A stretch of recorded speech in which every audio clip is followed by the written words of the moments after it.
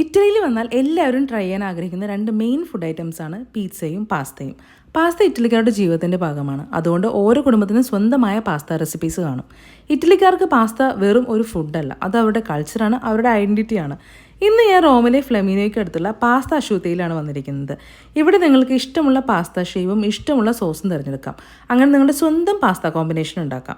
ഇന്ന് ഞാൻ ട്രൈ ചെയ്യുന്നത് ഇറ്റലിയിലെ ഏറ്റവും ഫേമസ് ആയ രണ്ട് പാസ്തകളാണ്. ഒന്നാമത്തേത് നമ്മുടെ റോമിൻ്റെ സ്വന്തം കാർബോണാര. എഗ്ഗ്, പെക്കോറിനോ ചീസ്, ഗൊഞ്ചാളെ, ബ്ലാക്ക് പേപ്പർ എന്നിവ ഉപയോഗിച്ചാണ് ഇതിൻ്റെ സോസ് തയ്യാറാക്കിയിരിക്കുന്നത്. രണ്ടാമത്തേത് പേസ്തോ ജെനോവേസെ. ഇത് ഇറ്റലിയിലെ ജെനോവ നഗരത്തിൽ നിന്നുള്ളൊരു ക്ലാസിക് സോസാണ്.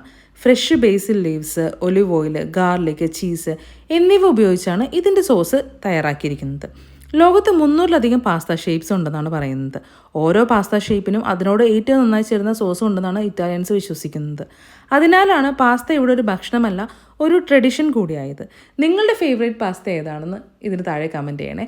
അപ്പോൾ താങ്ക്സ് ഫോർ വാച്ചിങ്. ചാओ ചാओ.